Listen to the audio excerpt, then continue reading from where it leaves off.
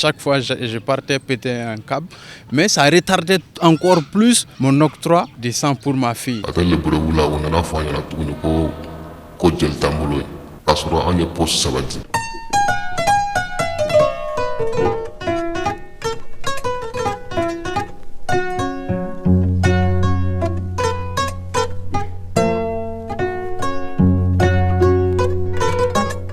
Au Mali, où le secteur de la santé est confronté à de nombreux problèmes, des patients en situation d'urgence chirurgicale meurent parfois faute de sang.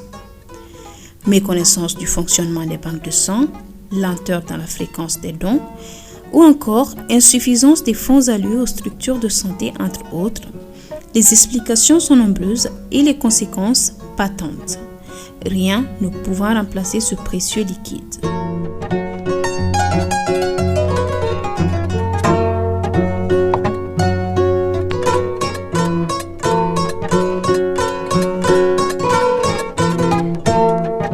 Il circule dans tous nos vaisseaux et sans lui, notre organisme s'arrêterait.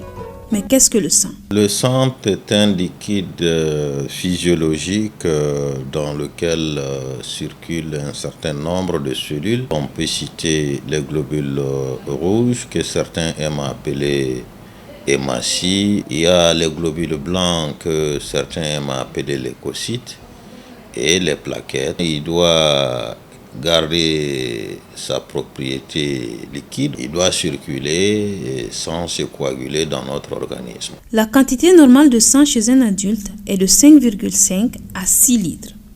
Il joue différents rôles dans l'organisme. Il joue 3 rôles majeurs. Le rôle de transport d'oxygène vers les tissus, le rôle de transport des déchets issus du métabolisme de notre organisme vers les organes éliminateurs, et le troisième rôle qui est le rôle de maintien de l'intégrité du vaisseau. Nombre d'urgences médicales peuvent nécessiter des transfusions et cela passe par la détermination du groupe sanguin et du resus.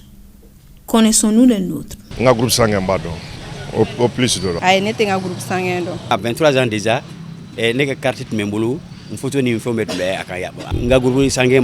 Je suis au plus. Découvrons ensemble la notion de groupe sanguin. Les individus sont classés en plusieurs catégories selon la variété d'antigènes sur les globules rouges. Ce sont les groupes sanguins. On a plusieurs classifications dont les plus importantes sont le système ABO et le resus. Le système ABO. Découvert en 1900 par le médecin autrichien Karl Landsteiner, considéré comme le père de l'immunologie, il comporte 4 groupes. A. Lorsqu'il y a la présence d'antigène A sur les globules rouges. B. Pour la présence d'antigène B. AB pour les personnes qui présentent les 2 antigènes et O pour celles qui n'en présentent aucun. Quant au resus, il catégorise les groupes sanguins en positif ou négatif selon la présence ou non d'un autre antigène appelé antigène D. Il est positif en cas de présence de l'antigène D et négatif lorsqu'il n'y en a pas. Ainsi, on distingue les groupes A+, B+, AB+, O+, O-, A-, B- et AB-. O- est donneur universel du fait de l'absence d'antigène et du facteur D, mais ne reçoit que de lui-même. AB+ est receveur universel, mais ne donne qu'à un AB+. Bon à savoir. Pour les femmes de resus négatif dont les conjoints sont du resus contraire, leur corps risque à l'accouchement de créer des anticorps contre l'antigène D de l'enfant s'il hérite du resus de son père et ainsi le combattre lors des grossesses futures, avec comme risque l'avortement, une anémie sévère ou d'autres pathologies pour le nouveau-né. Cette auto-immunisation est prévenue en injectant à la mère un sérum appelé sérum anti-D dans les 72 heures suivant l'accouchement.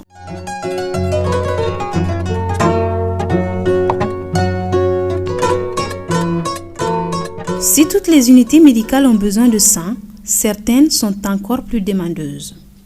Nous sommes au service de gynécologie obstétricale du centre hospitalier Mère-Enfant le Luxembourg. Nous sommes un service médico-chirurgical. Nous avons des pathologies même qui font saigner des patientes. Et il s'agit surtout de l'hématome rétroplacentaire. Il s'agit aussi du du placenta prévia. Et nous avons aussi des maladies héréditaires telles que la drépanocytose forme sévère. Ces patientes sont très souvent anémiées. Elles ont besoin de sang. Et pas n'importe quel sang, du sang phénotypé. Et l'indisponibilité du produit sanguin accroît souvent les risques de la pratique. Parfois, on est obligé de différer des interventions pour ça parce qu'il n'y a pas de sang. Mais en cas d'urgence, même s'il n'y a pas de sang, on est obligé d'opérer parce qu'il faut choisir, laisser mourir une patiente ou au moins tenter de sauver sa vie parce que parfois on peut opérer et sauver la vie même s'il n'y a pas de sang. Mais avoir le sang là est optimal. Les familles de patients ont parfois divers recours pour optimiser les chances de survie de leurs proches. Ces patientes-là viennent de loin, n'ont pas de parents ici. Trouver des gens pour aller amener au laboratoire, ça pose parfois des problèmes. Donc, on entend que de temps en temps, ces gens-là demandent à certains jeunes désœuvrés donc, de venir et puis donnent de l'argent à ces jeunes-là pour aller donner leur sang. Nous y reviendrons. Le Luxembourg dispose, depuis 2014, d'une mini-banque de sang, à l'instar d'autres hôpitaux et centres de santé de référence. Cela grâce à la politique nationale de la transfusion sanguine, adoptée en 2009, qui vise à faciliter l'accès aux produits sanguins en créant, entre autres, des centres régionaux de transfusion sanguine.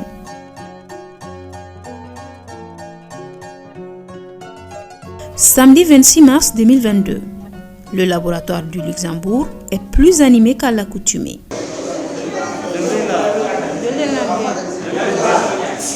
Chaque année, le club des amis d'Amadou Toumani Touré nous contacte pour l'organisation de la journée de don de sang. Plus d'une centaine de poches de sang sont collectées.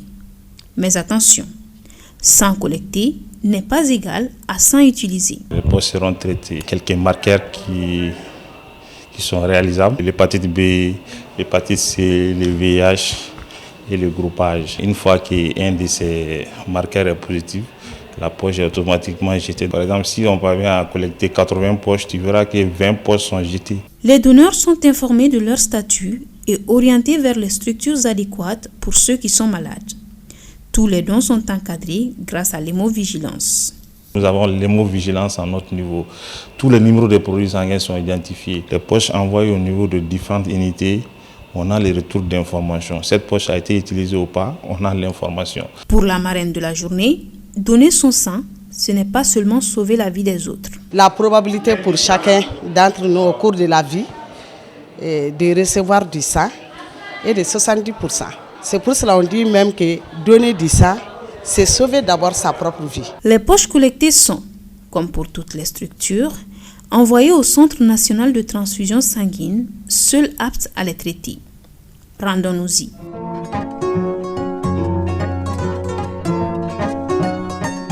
À l'indépendance, le Mali disposait d'une seule banque de sang, implantée au CHU du Point G. 4 ans plus tard, la Banque nationale de sang est créée pour doter le pays d'une structure indépendante de gestion de la transfusion pour tout Bamako. Cette banque est ensuite érigée en Centre national de transfusion sanguine en février 1990 par une ordonnance datée du 5 juin.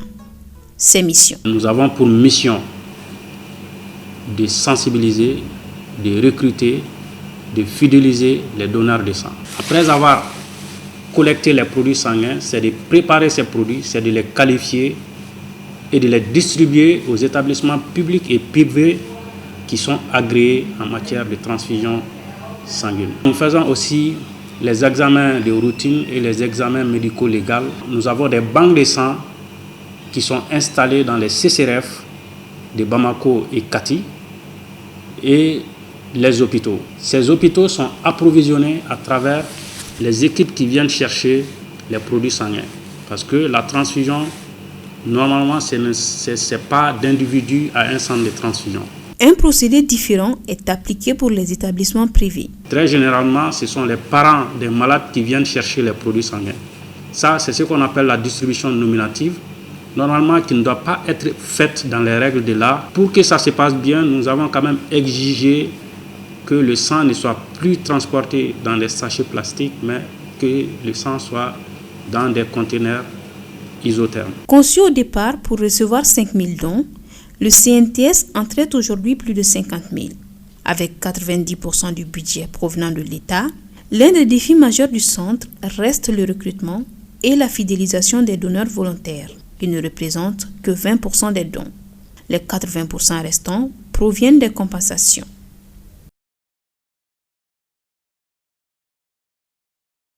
Malik Karambé fait partie des 20% de volontaires.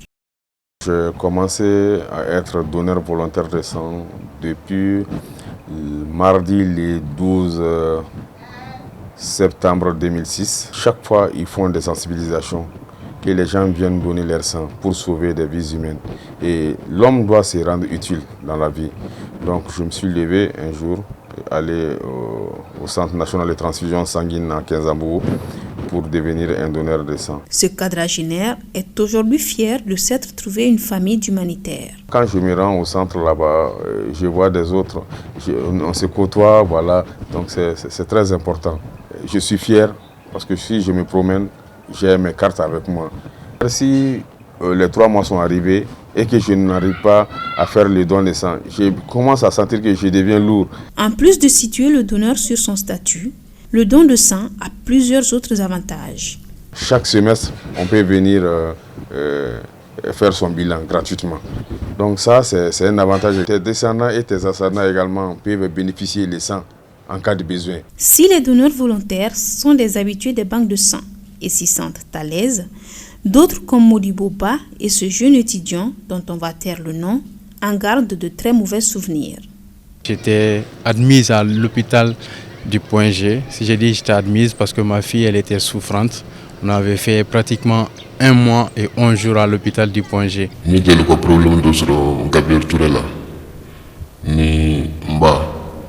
Dans les premiers jours de l'hospitalisation de sa fille de 16 ans, diagnostiquée d'une insuffisance rénale, M. Ba amène plus de 20 amis pour la compensation. Mais cela ne suffit pas à lui garantir un minimum de quiétude. Elle a fait 11 jours à la réanimation et là-bas, chaque jour, nous avions pratiquement besoin d'une poche de sang parce qu'elle était pratiquement dans le coma. C'était une poche de sang par jour. Mais quand ils nous donnent une poche de sang aujourd'hui, le lendemain, on nous sortait toujours le sang qui est insuffisant à la demande. On pouvait souvent faire 48 heures sans avoir de poche de sang. Des fois, on pouvait aller jusqu'à 4 jours. Une pénurie qui le conduit à risquer sa santé pour sauver sa fille, qui est du groupe A+. Je me rappelle le 26 octobre, j'ai donné du sang. Et entre 24 ou 25 novembre également, on était en manque de sang également. Donc il fallait trouver d'autres personnes. Je ne manquais pas de personnes, mais ces personnes-là n'étaient pas venues très tôt.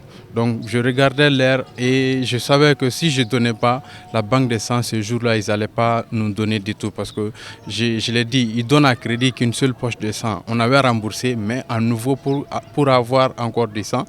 Peut-être sauf si la dame qui travaille là-bas ou les messieurs qui travaillent à l'intérieur de la banque de sang te connaissent. Je me suis senti dans l'obligation de redonner encore mon sang, chose qui est interdite. Donner 2 poches de sang en intervalle d'1 mois, c'est déplorable. Comme lui, ce jeune homme se souvient encore du calvaire vécu lors des hospitalisations de sa mère et de sa grand-mère. Atteinte d'une tumeur au cerveau, sa mère devait subir une opération, mais elle est ressortie du bloc faute de sang. Le fils assure pourtant que sa famille a compensé. Maintenant,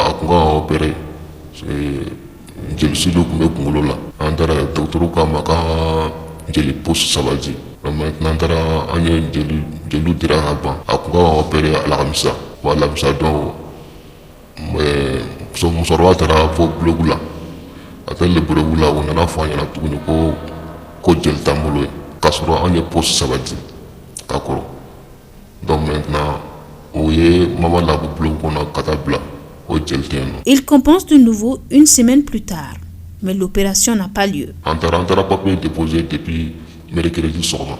Et mercredi, on l'a fait la plus tôt. Donc j'ai dit, opération, j'ai dit tout en Antara. On a posé fla de dame. Antara bla et intermourbe si garde là. Donc Antara se retrouve, on pose fla ou ota. Kata dit mon vraiment. Donc maintenant, on a 2 mois de autre là. Il leur faudra attendre 2 mois pour obtenir à la fois du sang et une place en réanimation. L'opération a finalement lieu, mais là encore, c'est des compensations à n'en pas finir. Poste opération donc on a poste flag pour que garder poste ça va là. Poste flag il on a sur l'opération que dans les mairies là donc poste flag makala ambora l'entrée salle qu'on a là. Bon on a ira tout quand j'ai poste que les musorba là. Poste flag intérêt tout antara là to demander comment je le dis. Sa mère s'en sort, mais sa grand-mère, atteinte d'un diabète avancé, n'aura pas la même chance. Somada fait delmeta et Gabriel Touré de là. On est posé ça de follow là. Posé fla de Kerala. Cause il a faut signer à 16 heures à de Kelemine. Donc sur 16 heures antara comme ko jeli mana. Donc ou bien faut yana ko jeli meta il a faut ça ni jeli tara somada fait. Akanga analyse de gala. Donc ko va mato au bla 15 ans ka de boké. Donc ça connaît la 15 ans après ça comme si la dos sur elle ou ko jeli betre là ko ya bla ta Gabriel Touré là donc next na kana Gabriel Touré là kada banque de sana kata nyefuyi mo lu kama ko jeli tout ça fait. Pour ces deux messieurs, un même ressenti. Abna fo banque de sang ça dit relation co de. Nous quand on a besoin de sang, quand on partait pour récupérer du sang, on ne nous donnait pas du tout de sang. Il faudrait que le médecin envoie un interne, mais on voyait souvent que la dame qui travaille là-bas, elle prend souvent des poches de sang. Je ne sais pas où elle va donner ça. Il y avait des livraisons express qui se faisaient. Il y avait des personnes qui donnaient pas de sang, mais qui recevaient quand même du sang. On n'est pas des enfants pour remarquer certaines choses. Une situation irritante pour M. Ba. Attente et prière dans l'angoisse constituent le lot de ces deux messieurs. N'a fɔra k'i taara I ye tari jeli di ma u ye banque de sang na k'a fɔ k'i bɛ to di mɔgɔ ma dalen don saya ni balo cɛ bon e fana k'i latigilen don ko 16 heures jeli bɛ k'a la bon 16 heures kelen na k'a fɔ e ɲɛna tuguni ko jeli ma sɔrɔ a bɛ digi mɔgɔ la mais a tɛ se ka foyi de kɛ parce que c'est temps ye. Quand la bonne dame elle fait l'appel, il suffit seulement de voir le regard des gens qui sont en attente de sang. Combien ils espèrent trouver une seule poche de sang.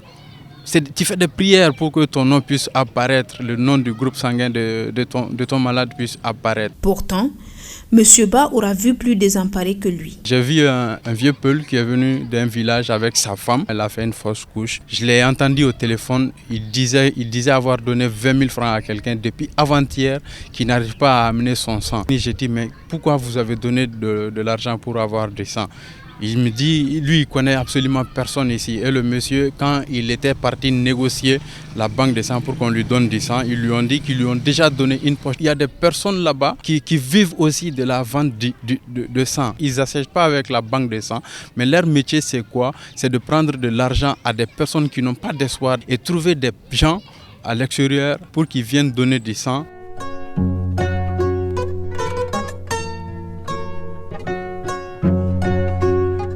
Business autour du produit sanguin, suspicion ou réalité. Le 12 février dernier, un article est publié dans l'hebdomadaire malien Le Confident. Il fait état de business autour du sang. Nous avons rencontré l'agent administratif du CHU du Point G à la base de la médiatisation de l'affaire. Il n'a pas voulu nous accorder d'interview face caméra, mais l'histoire est la suivante. Mi-février, un ami de l'agent en question, venu du village, a besoin de 4 poches de sang B+ pour sa femme, qui a fait une fausse couche et doit subir une intervention. Il n'en obtient qu'une, mais confie à l'agent avoir été contacté par quelqu'un qui lui propose d'en acheter à 35 000 francs CFA la poche. L'agent décide de leur tendre un piège. Il commande 3 poches, prend rendez-vous au monument contre Onisane à Nyarela pour la livraison et se fait accompagner d'un policier en civil du commissariat du 8e arrondissement.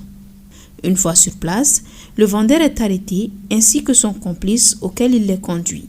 Une trentaine de poches sont saisies, tous groupes confondus, dont une dizaine de placements lors des investigations qui suivent et les noms d'une dizaine d'agents du CNTS et du CHU du Point G cités, nous raconte l'agent indigné par la suite des événements. L'affaire est jugée dans la précipitation devant le tribunal de la commune 3 et les inculpés relaxés au motif qu'aucune loi n'interdit spécifiquement la vente de sang au Mali. L'agent a fait appel. Le sang n'est pas une marchandise. Mais alors, d'où proviennent ces poches vendues au noir? Pas du CNTS, assure le directeur de la structure. Les personnes qui pensent que le sang peut s'acheter, je pense au Mali, c'est des personnes qui se trompent.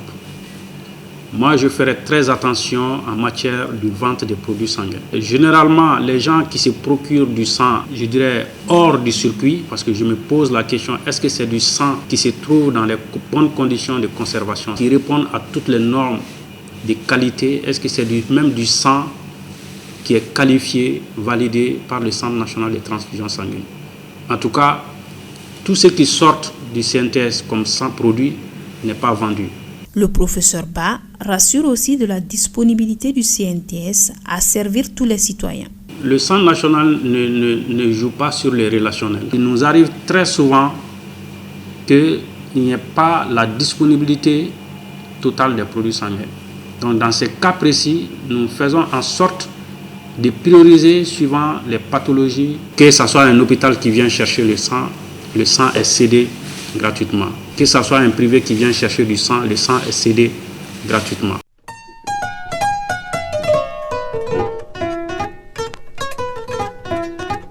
Fournir du sang de qualité et en quantité aux Maliens, voilà le problème que l'État doit résoudre.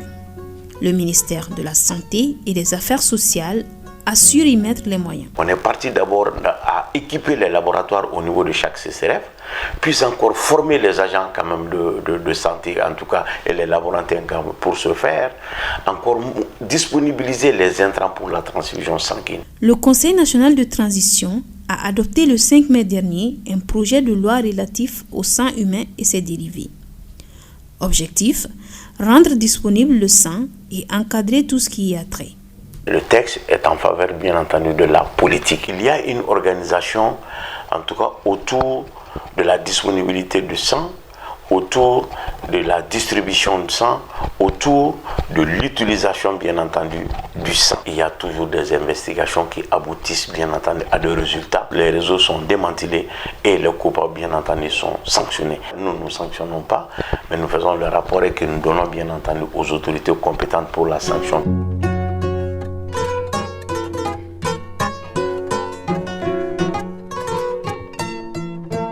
Insuffisance des dons bénévoles, moyens modestes pour le CNTS ou encore climat de méfiance dans l'obtention du sang, la problématique du sang a des causes multiples et des conséquences parfois désastreuses. Mais que faut-il en retenir? Analyse du professeur Idrissa Ahmadou Sissé, rhumatologue et ancien DG de l'hôpital du Point J. Le problème de sang est assez complexe. J'ai eu à découvrir au plus près, au-delà d'être praticien, en tant qu'administrateur, les contraintes et les insuffisances qui sont, disons-le, assez criardes. Des contraintes qui sont surtout financières et peuvent entraver l'approvisionnement régulier des banques de sang.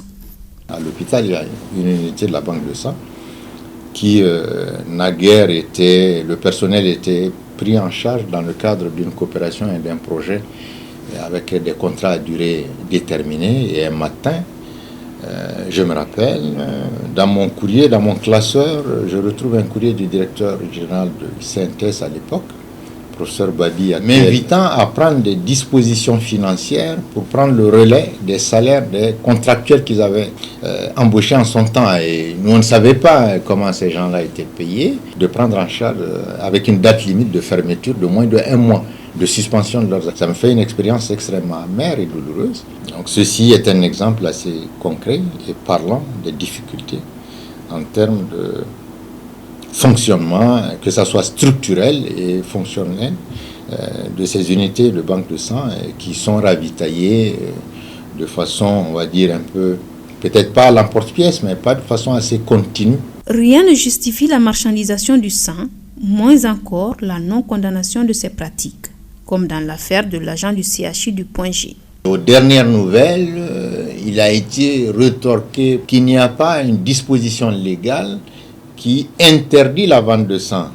A contrario, je ne suis pas sûr que tout ce qui n'est pas interdit est non plus autorisé. Et surtout que le sang vendu est donné par des tierces personnes qui probablement ou normalement on devrait leur demander leur avis avant de vendre le sang parce qu'ils le donnent à titre bénévole, à titre humanitaire. On a vu des cas anecdotiques où des gens ils ont payé des poches de sang à 4 000 francs et qui se sont retrouvés des sangs contaminés. Et j'en connais un enfant qui a attrapé le VIH comme ça, il y a une dizaine d'années. Pour 4 000 francs qu'on débourse, après on attrape une maladie pour le restant de sa vie.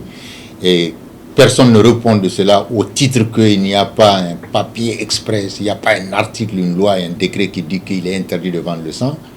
Je pense que la dignité humaine et l'éthique au sens large comme au sens restreint est interpellée. Des efforts doivent donc être consentis par tous, d'autant qu'une crise de confiance s'est aujourd'hui installée à plusieurs niveaux. Nous les praticiens, d'une manière ou d'une autre, si nous exerçons tous nos pouvoirs de contrôle et de surveillance, probablement qu'on aurait pu contribuer à amenuiser ce problème de spéculation parce que nous devrons se rassurer qu'il a été donné dans les règles. Comment pourrait-on pallier la problématique de l'approvisionnement en sang de nos hôpitaux?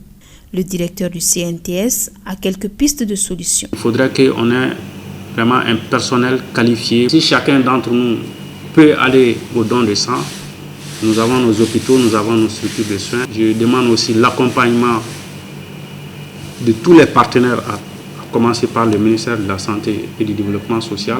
Le chef du service de gynécologie obstétricale du Luxembourg, lui, insiste sur l'importance de la sensibilisation. Faire des campagnes partout pour montrer la nécessité des dons de sang, pour dire à chacun que vraiment, vous-même, vos parents, vos amis, tout le monde peut avoir un jour besoin de ce sang. Quelquefois, les citoyens, parce qu'ils n'ont pas accès à certaines informations, parce qu'il y a la prédation de certains acteurs des soins, on leur impose des dépenses qui ne sont pas dues. Et ça, il va falloir arrêter cela, et particulièrement dans le cadre du sang, qui est quand même une denrée qu'on ne retrouve pas dans une pharmacie. Du fait que ce n'est pas vendu officiellement et qu'on ne peut pas s'approvisionner autrement que par la vente de sang, ça veut dire qu'il y a un problème par rapport à la marchandisation de la chose. Nous avons équipé les laboratoires des matériels quand même qui sont là et qui sont prêts à accueillir le sang. Mais on ne peut avoir le sang que par les humains. En 2021, les accidents de la circulation, à eux seuls, ont coûté la vie à 736 personnes au Mali, selon la Naser. Des événements tragiques lors desquels une mise à disposition rapide du sang peut sauver des vies. Nous sommes tous interpellés. À l'État d'optimiser les conditions de travail du CNTS et à nous citoyens de donner notre sang pour sauver des vies.